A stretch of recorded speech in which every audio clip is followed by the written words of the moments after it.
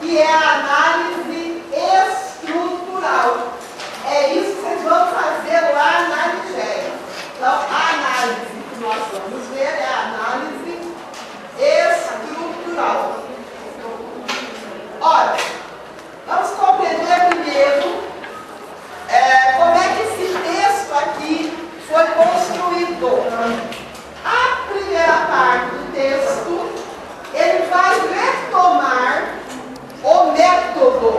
Então, a primeira parte é uma explicação do método. Depois ele vai trazer um conto do Miguel Torga, onde ele aplica a análise. Tá? E é esse modelo aí que vocês vão utilizar depois. Estão entendido? Então, a primeira parte, ele vai falar um pouquinho sobre o método. Então, vamos começar agora aí com a primeira parte. No que se refere à narrativa, por quê? Deve ter percebido que vocês têm aí a segunda parte de um capítulo desse livro aqui. Vocês não têm o capítulo todo. A primeira parte do capítulo trata da poesia. Então, como não nos interessava pegar a poesia nesse momento, por isso que estamos com metade do capítulo aí. É a metade que trata do quê? Da narrativa. Tá? Então, no que se refere à narrativa, não podemos ignorar o impacto que suscitou, neste âmbito de análise literária, um conjunto de ensaios, hoje justamente célebres, em que explicitamente se formula a possibilidade de concretizar a análise de textos narrativos em termos estruturais. Referimos-nos ao número 8 da revista Comunicação, Paris, 1966, onde se inclui, entre outros, importantes ensaios de Roland Barthes, A.J. Neymar, Humberto Eco, Diversão Todorov, Gerard Genet. É o seguinte: há diversos modelos de análise estruturais. Um marco aí na história da teoria literária vai ser justamente essa revista que ele cita aqui, a Comunicação, que vai ter, quem está escrevendo lá? Roland Barthes. Daqui a pouquinho vocês vão ver que é o método do Roland Barthes que a gente vai seguir. Tá? Então, é a formulação dele, da análise estrutural que a gente vai seguir. Roland Barthes morreu aí nos anos 80, era professor de uma universidade lá no interior da França e morreu atropelado. A universidade morreu atropelado, tá? Então, Roland Barthes tem uma importância grande nos estudos literários, sobretudo nos anos 70, quando muitos textos que ele produziu de análise, tá? É o modelo dele que a gente vai seguir. O outro nome que ele cita aí, o Greymar, A.J. Greymar. O Greymar ainda é vivo. O Greymar, ele começou no estruturalismo e depois foi para a semiótica. Não se preocupem muito ainda com a palavra semiótica. Nós vamos depois chegar a ela. Nós vamos ver um pouco dela aí. O outro nome que ele cita aí, Humberto Eco, que é vivo, né? Aí com mais de 80 anos. Humberto Eco também começa no estrutural. Aí Humberto Eco também vai para a semiótica. E vocês devem lembrar de Humberto Eco, que escreveu o livro O Nome da Rosa. E depois vai originar aí o filme. E no livro O Nome da Rosa, no romance, ele aplica a teoria da semiótica para compor romance, tá? Então ele monta o romance a partir aí da semiótica. Então, Humberto Eco ainda vivo. Aí ele vai citar aí o Todorov também é vivo. O Todorov é outro estruturalista. que tem aí importantes trabalhos. Mais recentemente ele publicou um livro intitulado A Beleza nos Salvará. Tá? Ele propõe aí, então a possibilidade de pensar um mundo moderno a partir da própria literatura. Então, Jodorowsky também viu. E o Gerald Genette, esse aqui, ele era estruturalista, depois virou marxista, depois virou muçulmano, virou um monte de coisa aí pelo caminho, tá? Mas o Genette também tem muitos textos importantes para pensar narrativa. Então, é esse grupo aí, que nesse número dessa revista, Comunicação, acabam mostrando como é que a gente pode fazer uma análise estrutural, aplicar a estrutura na narrativa. Tá? Bom, aí se assume, antes de mais, uma perspectiva não estritamente literária, que leva a considerar a narrativa não uma ótica, de certo modo, elitista, mas justamente em pé de igualdade, com modelos de discurso, como os que servem a novela policial, romance epistolar, relato de imprensa e filme narrativo. Olha, por que foi importante essa revista? Porque antes o pessoal estava preocupado em aplicar a questão do método, da interpretação, somente em textos literários. E o que esse pessoal vai mostrar? Não, a gente pode aplicar essa análise estrutural em romance policial. Por que ele está citando romance policial? Até um certo tempo, até há bem pouco tempo, o romance policial era considerado no mesmo nível da literatura de massa.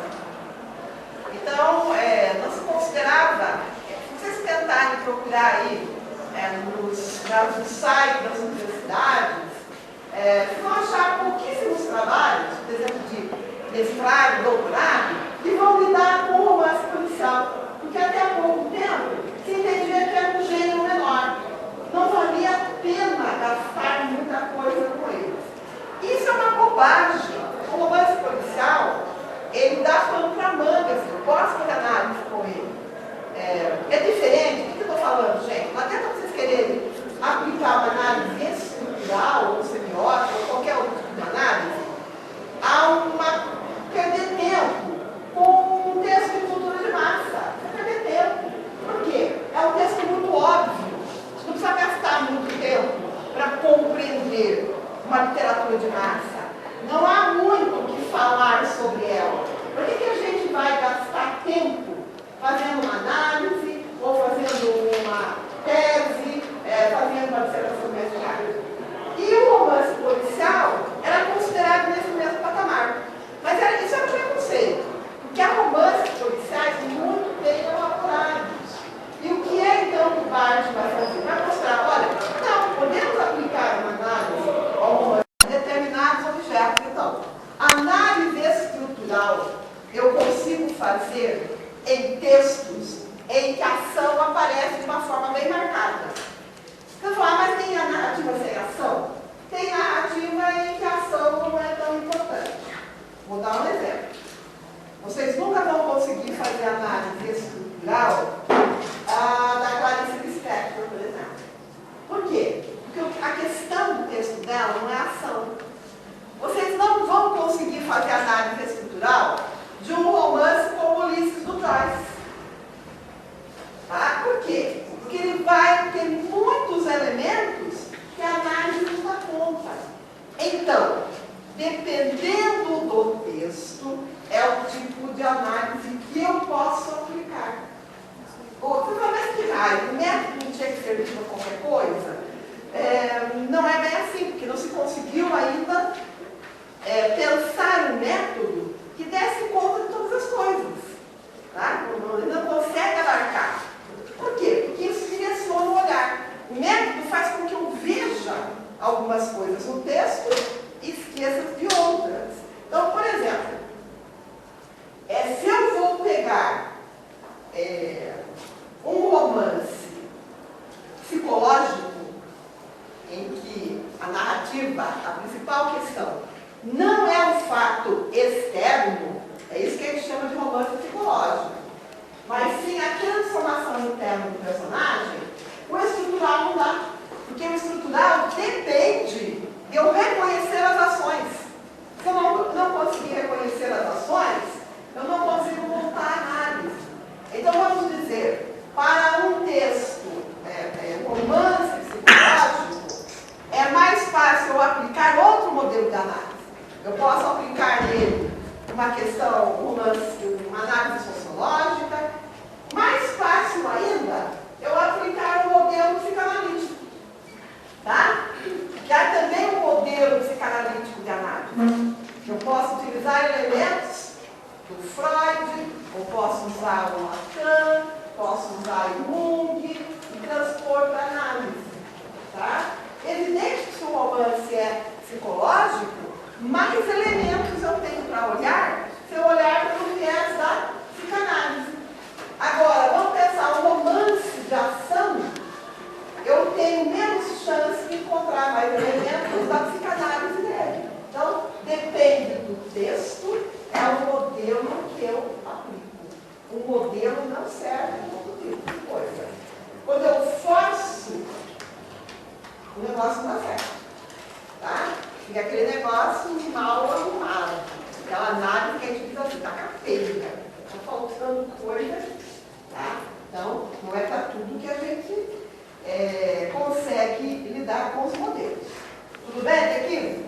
Bom, então, ao propor análise estrutural da narrativa, tal como a concebe Barthes, parte de duas noções basilares que condicionam indelevelmente toda a sua elaboração teórica. Por um lado, a noção de que a narrativa pode ser encarada como uma grande frase, admitindo-se como tal que a análise estrutural se baseia em modelos operatórios similares da linguística. Então, primeiro, já me deu uma dica aqui. Como é que eu vou considerar o texto? Eu vou considerar o texto literário como uma grande frase. Já vão entender qual é a consequência disso. E o modelo operatório é da linguística. Lembra que eu falei para vocês que a linguística ela trouxe uma contribuição importante para a literatura. A linguística ajuda a repensar muita coisa.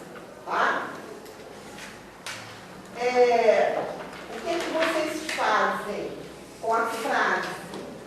Vocês partem ela aos pedaços para fazer análise. Não é? Vocês vão lá, as famosas árvores. Vocês gostam do Chomsky, né? Adoro fazer as árvores do Chomsky, né? O sintagma. Todo mundo aprendeu o sintagma aqui? Não? Pessoal, linguística. Pessoal de inglês já teve. Linguística teve? Não? Pessoal da tradução teve? Teve. Paradigma, sintagma. As árvores do Chomsky. Aqui não é um modelo operatório. O que eu vou fazer? Eu vou quebrar. Isso que é a ideia da árvore. Vou ramificar e encontrar, identificar lá, né, como é que ela funciona. Vocês vão ver que é mais ou menos isso que eu vou fazer com o texto. Vocês vão quebrar o texto. E vão mostrar, caso vocês não vão fazer árvore, não vão mandar fazer árvore. Não vão precisar fazer árvore nenhuma. Mesmo que o texto não daria uma árvore, tem que ter uma floresta, né? Vamos pensar, no texto literário, a frase, eu estou no modelo operatório da árvore. Agora, no texto tem uma floresta, mas o processo é basicamente o mesmo. Eu vou quebrar. A ideia é essa, eu vou quebrar o texto para olhar para as suas partes separadamente e perguntar o que elas significam. Isso que eu falei para vocês. A concepção que eu tenho de literatura é que determina como é que eu trabalho. Se eu fosse trabalhar com o método sociológico, o sociológico ele vem de fora do texto. Ele não é de dentro. O sociológico, ele vai perguntar, ora, como é que era a produção, como é que era o momento em que esse autor vivia, como é que era a sociedade, as condições da sociedade. Ele vem de fora para dentro. Nós não, nós começamos dentro do texto. E aí a gente vai separando as partes e olhando. Fazer pesquisa é ser o objeto estripador. A gente vai estripando tudo. Olha, aqui tem um pedaço do estômago. Desse lado tem o intestino. Ali está o fígado bichado. É o papel do quê? Do médico legista. Abre. Só que é o seguinte, eu não posso abrir de qualquer jeito. Depois tem que enfiar tudo lá dentro de novo, entendeu? Não pode ser como aquele que quer consertar a máquina do lavar roupa, desmonta e depois as peças não cabem mais. Tirou e não cabem mais. Eu separo, mas depois as coisas têm que se encontrar. Não é separado de qualquer jeito. Tem um pedaço de pé aqui, um dedo lá. Não, tem que voltar no lugar a peça. Tá? Por isso que é a ideia das partes com todos. Tem que voltar para o seu lugar do livro, senão o negócio não dá certo. Então, a primeira coisa é isso. O texto funciona como uma grande frase e o modelo operatório liberado da linguística. Tá? Só que é o seguinte, a linguística ajudou muito a teoria literária. Só que a teoria teve que dar um salto para a lei da linguística. E se eu ficar somente falando dos elementos, vai ficar só um negócio mecânico. Para dar o salto, eu tenho que fazer a interpretação. Isso é importante. Todo ano eu falo isso para os alunos, e todo ano tem um desgraçado que não faz. E aí, eu não posso considerar nada. Não adianta me dizer aqui, esse texto tem 20 ações, 10 pausas, 30 indícios. Pronto, me entrega nada. E aí o que vai acontecer? Vou mostrar tudo errado. Por quê? Você falou, tem 10 disso, 20 daquilo, mas não fez a segunda parte. Quer dizer o que ela significa. Deixa eu dizer, tem 10 disso, 20 daquilo, e aí? O que eu faço com isso? Nada. Entendeu? Então não tem que eu contar quantas ações, quantas coisas tem. Eu tenho que significar. Tenho que fazer um texto explicativo. Senão, está tudo errado a análise. Não precisa só contar quantas coisas tem. Tem que fazer a segunda parte para explicar. Então, a primeira coisa é, modelo vehicular da linguística. Tá. E a segunda? Vamos ver lá. Então, admitindo-se como tal, então, que a análise estrutural se baseia em modelos operatórios similares à da linguística. Por outro lado, a noção de que, a par dos níveis das ações e da narração, a estrutura de uma narrativa se pode descrever numa perspectiva funcional. Então, primeiro é uma grande frase e eu tenho a perspectiva funcional. Que é o seguinte, que eu acabei de falar para vocês. Se eu apenas separar os elementos, vamos pensar assim, o texto é isso aqui. Vamos voltar à ideia do sistema. O texto é um sistema. Vamos lembrar, o sistema é fechado. Então não é sistema. Todo sistema é fechado. Isso aqui tem um nome de sistema. A ideia é, se ele é uma grande frase, e eu posso decompor em partes, então posso dividir,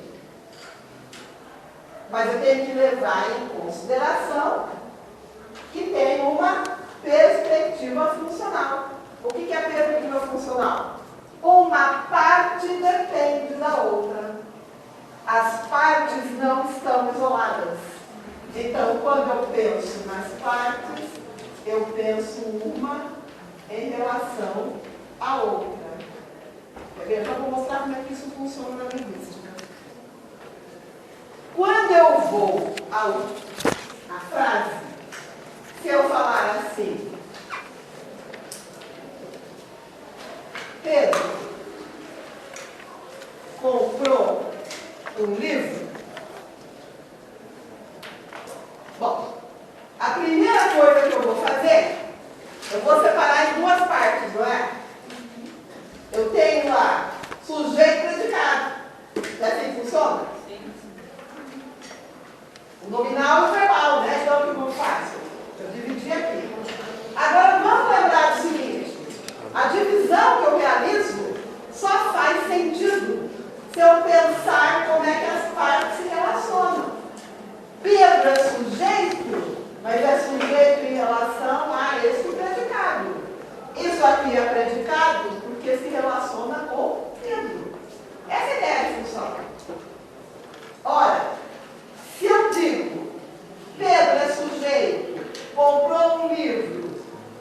predicado e digo que um livro é complemento aqui do verbo, vejam que sempre eu retorno ao elemento anterior.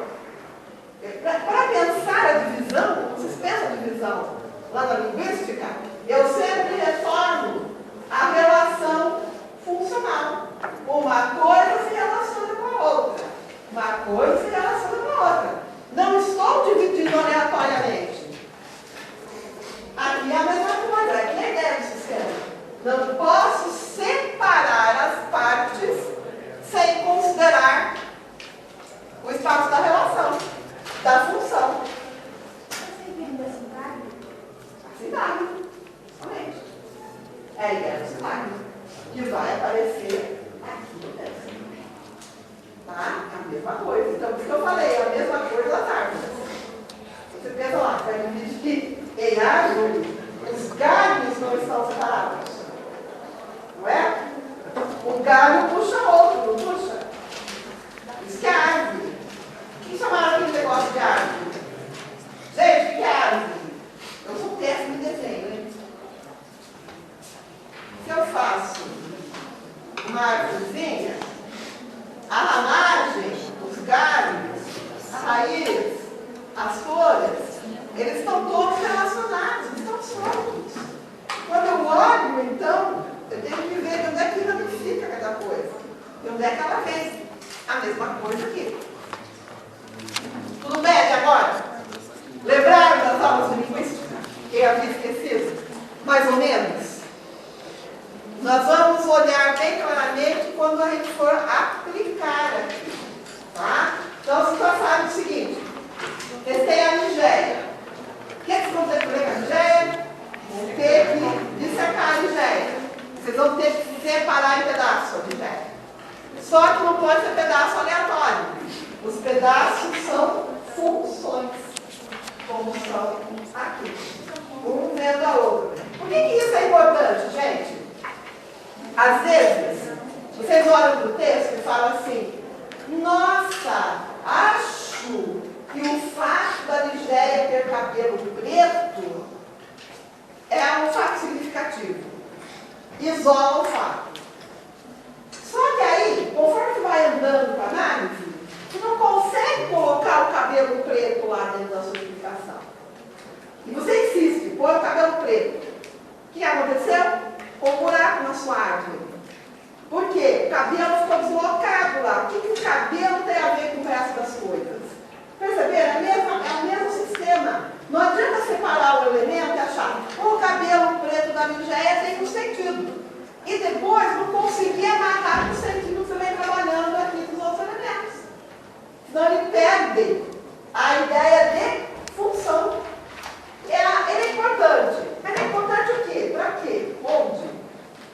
Entendeu? Eu não posso deslocar o elemento e trazer para cá. Ah, é importante.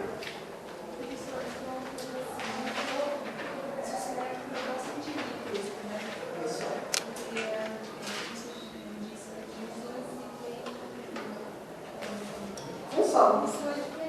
Isso. Não sei igual texto, elas se relacionam. Eu separo, a ideia é assim, eu corto o texto, mas por isso que eu disse, vai ter que colocar tudo de novo dentro. Eu separei, isso aqui é um elemento importante, isso aqui é importante, isso aqui é importante. Mas depois eu vou recompor. Já o todo do texto funciona dessa maneira. Vamos perceber melhor na aplicação.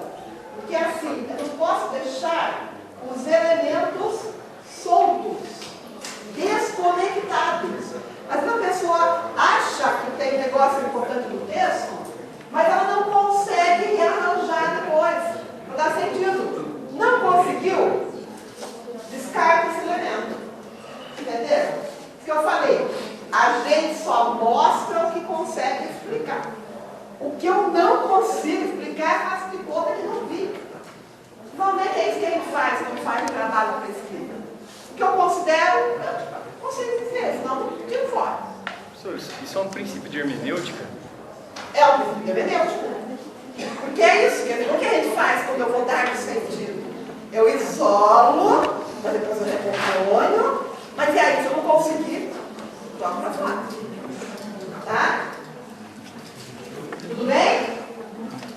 Descobrir hermenêutica. Aqui, tudo bem? Tem problema? Vamos continuando, então.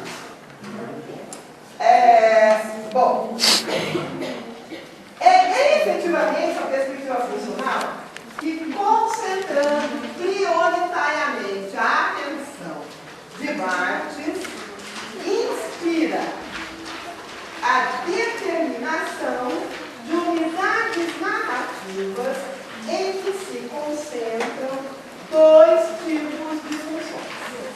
Olha, se o texto é uma grande frase, vamos compondo aqui. Então, o Barthes vai dizer assim: como é que a narrativa ela se dá? Então, eu tenho a narrativa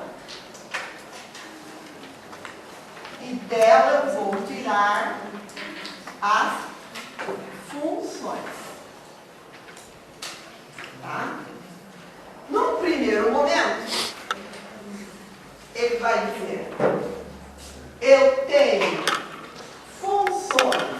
Aí ele vai ter que nomear. Vamos pensar assim. Está lá elaborando o processo dele. Eu tenho que lidar, então, com o texto e pensar. O texto é composto por funções. Então, ele vai dizer lá: dois tipos distintos de funções. As designadas como distribucionais. Ele vai dizer lá: eu tenho funções distribucionais.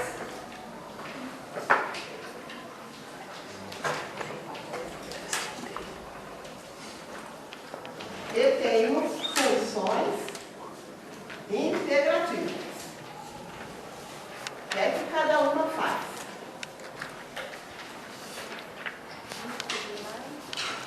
Olha, não é por acaso que o método chama estrutural. Vamos pensar um pouco o que é estrutura. Vamos pensar a ideia de estrutura. Nós estamos nessa sala aqui. Se tivesse algum engenheiro aqui, ele ia olhar para essa sala e dizer: qual é o ponto da estrutura dessa sala? Vamos pensar, se eu vou fazer uma construção, eu tenho que fazer colunas. Tá? Para quê? Para alicerçar a parede. Então, são esses pontos que seguram essas paredes. Dá um problema uma coluna aqui, o negócio despenca. Então, o que é a ideia de estrutura? É aquilo que amarra, que sustenta. Tá? Então, se nós vamos fazer a análise estrutural, nós vamos olhar, então, para o texto, o que é que sustenta o texto. Então, imagine que o texto, vamos desenhar aqui a página, tá? Vocês terem uma ideia. O texto está aqui. Vamos pensar o texto como essa página, esse quadrado aqui, esse retângulo. O que vai acontecer? Ele vai dizer: as funções distribucionais, elas vão atuar como as colunas. Elas estão aqui na verticalidade do texto. E aí ele vai dizer para a gente: uma delas, as catálises, e as funções cardinais. Olha, o que ele está chamando isso aqui? O que sustenta uma narrativa? Em primeiro lugar, as ações. Ele vai chamar de cardinal. Evidente que eu falo narrativa, eu pressuponho a ação. Aquilo que eu disse para vocês. Vocês vão assistir um filme. Começa o filme. Mostram um rio. Fala: nossa, rio bonito. Bonito esse rio. E mostra o rio. É legal esse rio. E mostra o rio. Já vi esse rio. E mostra o rio.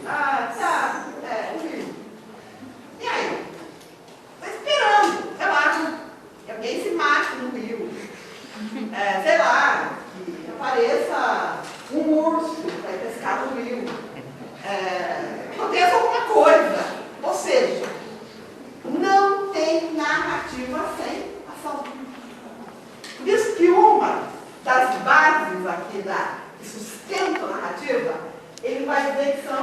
as ações, que ele vai chamar de função cardinal. Agora, toda a ação, imagina só, eu posso ter muitas ações. Eu posso começar uma narrativa assim. Maria saiu do carro, estava muito calor, o sol escaldante, ela sentia muita sede, ela se dirigiu até a porta da sua garagem, viu que o porteiro não estava lá, resolveu apertar o telefone, chamar o vizinho. Bom, eu tenho uma outra ação aqui. Saiu do carro, apertou o interfone, olha. Mas se vocês tiverem que contar cada ação disso, porque milhares. Então, o que ele está considerando como ação? Ações que modificam a narrativa. Porque tem ação, ela é como um complemento, tá? Mas a ação que é determinante para dar o salto para a modificação. Então, vamos dizer, o que seria uma ação modificadora? Tá? Maria chegou, saiu do carro, apertou o interfone, uma outra ação. Mas o que está uma ação importante para acontecer? O ladrão chegou e deu um tiro na cabeça da Maria. Essa é uma ação que modificou a narrativa. O que tinha acontecido antes era só uma preparação para essa ação, sim, modificadora. Ela teve que sair do carro, ver que o porteiro estava lá, apertar o telefone, aí veio o ladrão e dá um tiro na cabeça dela. Olha, isso modificou, a Maria morreu, sei lá, ficou em coma. Né? Então, o que eu tenho? A ação que vocês vão considerar é a ação que modifica a narrativa. Aí você vai falar, puxa, como é que eu vou saber? Você vai saber, porque com o andamento da narrativa, você vai perceber que aquela ação é que vai encaminhar para outro núcleo de ação. Tá? Senão fica doido, mas vai contar todas as ações. Vai ter um milhão de ações, aí é complicado. Tá? Um texto não é só ação, ele é pausa. Por isso que ele vai considerar como parte da estrutura. Mesmo o filme de maior aventura possível, né, sei lá, Rambo, que ele desce, pega a metralhadora, mata 80, enquanto isso, né, explode o helicóptero, alçadura de matar, né? Vai dar um momento em que eu tenho que ter pausa, que se prepara outra ação. Tá? Eu não tenho um texto que é só ação. Ação, o crocodilo chegou, comeu, o outro chegou, matou o crocodilo, aí o Tarzan pulou em cima do rinoceronte. Nossa, aí esse negócio que não tem, mas tá mesmo, entendeu? Eu vou dizer um filme que tem cabimento que tem ação. Porque a ação é que prepondera, e é isso que o pessoal está interessado nisso. Pornô. Filme pornográfico. Ele começa com uma açãozinha lá, uma historinha, sei lá, entregador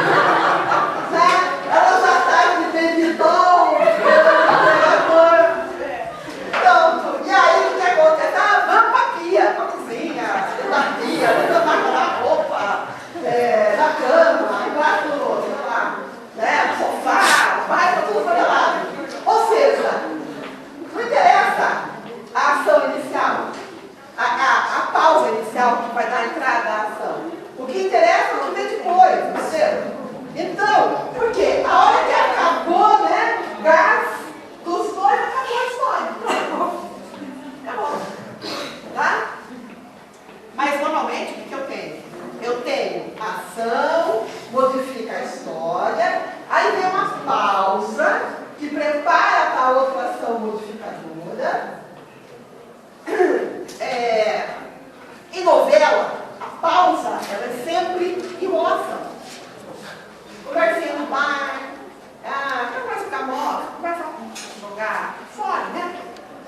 Fulano fez isso, não sei o quê, vai uma coxinha, não sei o quê, o outro passa lá, porque vai enrolando, até chegar uma ação que vai modificar aquela história.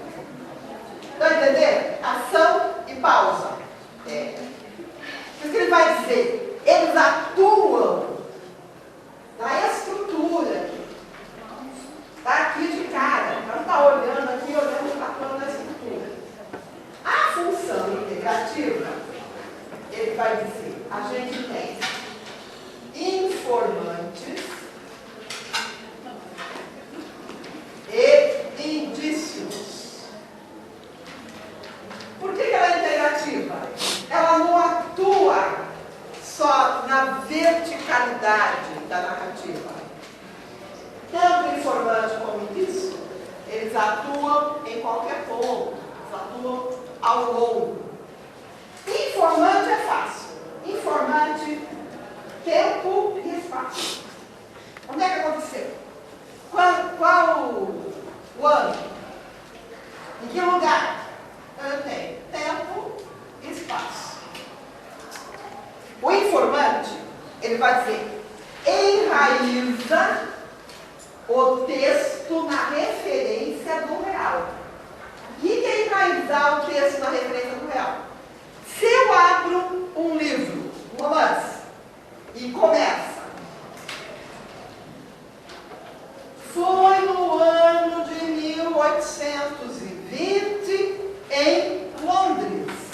Pronto, eu já criei uma referência representativa do real. Olha, onde é que se passa a história? Século XIX, em Londres. Tá? Então, o informante, ele dá uma representação, tá? Do real. Ele vai enraizar esse texto. E todo texto tem que ter referência. Onde é que aconteceu isso? Tá? Em que ano? O que ele está falando? Isso pode ser no passado, pode ser no futuro.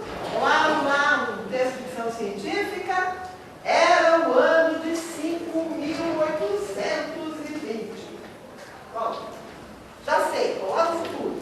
Então, o tempo e o espaço nos dão uma representação dessa narrativa no real. É para isso que serve. Por isso que ele funciona em todos os lados do texto. Tá? Um indício, ele vai depender da percepção do leitor, e é o seguinte, o indício, eu só percebo... Professora, boa noite. Desculpa a preparação. É que nós estamos com uma chapa para descer a eleição que ocorrerá agora na quinta-feira. Será que a gente pode apresentar um segundinho, pessoal? Um segundo só. Horário político. Obrigado. Pode? Com licença.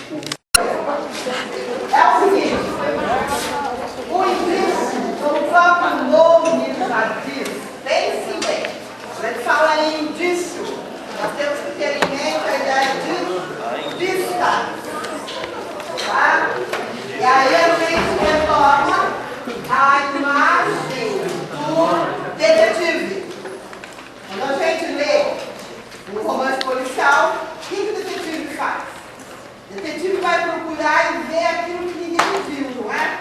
Ele vai entrar na cena do crime, vai procurar as pistas que vão levar a solução final. Olha, o que é o indício? Se ele é uma pista, ele não fica pulando o texto, eu sou um indício, e acha que... O que ocorre?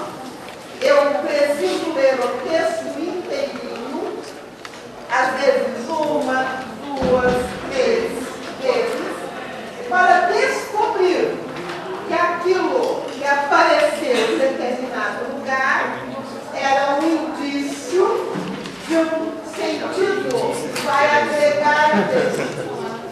Gente, por exemplo, vamos voltar a Madame Bovary. Logo que a Madame Bovary se casa, quando ela chega na casa, quando ela vai morar, ela só sobe no quarto, abre uma cômoda e encontra um buquê de noiva russa, que era o buquê da falecida. E a hora que ela pega o buquê, ela estava meio... Havia no princípio uma ideia que casamento seria uma coisa gloriosa. Mas quando ela chega na cidade vizinha, naquela casinha, não era nada do que ela imaginava, e ela, segundo o buquê da falecida, o primeiro pensamento é: será que quando eu morrer, guardarão o meu buquê de noiva? Onde colocarão o meu buquê de noiva? Ora, por que ela está pensando nisso? Quando eu vou, caminho no texto mais um pouco, já há um momento em que ela vê que o casamento não é nada do que ela queria, o casamento, na verdade, não trouxe nada do que ela desejava. Há uma segunda cena, mais à frente, em que ela pega o próprio buquê e atira no fogo. Olha, quando eu termino o romance, eu vejo que ela começa suicídio. Aquela primeira cena em que ela pega o buquê da morta e vai pensar na sua própria morte, vai nos remeter à cena final que é quando ela começa suicídio. Ora, esse buquê passa a ser um símbolo dessa trajetória da própria Madame Bovary na morte. Mas para saber isso, tem que ler o texto todo. E aí pensar, poxa, como é que aquele buquê aparece? Por que ele reaparece de novo? Qual é o sentido que eu posso tirar disso? Isso que eu disse. O indício, ele é um elemento escondido e que é o leitor que vai buscar essas pistas aqui no texto. E vocês vão ver que dependendo do que vocês procuram, é o indício que vocês vão achar. Porque depende muito do que procura. Se eu não sei o que eu procuro, não acho nada. Entendeu? Quando eu leio, eu já levanto uma encosta sobre o texto. E é sobre ela que eu procuro isso. Só para vocês terem do lado. Mas então, é a pista que eu vou achar, eu escolhi o texto, a criação final. E vai comprovar a sua hipótese interpretativa. Não necessariamente ele pode estar ligado à ação, ele pode estar ligado a diferentes elementos dentro do texto. Ele pode ser uma ação, ele pode ser o objeto que reaparece, ele pode ser uma Eu estou pensando nas textos da letra, no livro que está escrito, não dá para entender. A ação, então, é da narrativa que ela suscitou, não é? isso. Então a pista era da ação que ela suscitou. Isso, então, porque Então, aí quando a gente for os textos da a gente vai tentar, quando a gente contar a ação principal da história, a gente vai buscar a pista de informação. mais ou menos. Nós vamos chegar lá, mais ou menos isso. Por quê? O indício depende da minha hipótese. Quer dizer, se eu não sei o que procurar, eu não sei o que comprar também. Porque quando a gente lê, a gente vai ficar encaixado com algumas coisas. Vai começar a se perguntar, mas por que ele disse isso em determinado momento? Essa hipótese primeira, na próxima aula vamos falar de hipóteses. O que é formular uma hipótese? Quando a gente vai pesquisar, o que é formular uma possibilidade? É isso que a gente faz com a interpretação literária. Eu formulo uma possibilidade, aí eu vou buscar se esse elemento se comprova ou não. Tá? É que é o seguinte, gente, análise e interpretação são coisas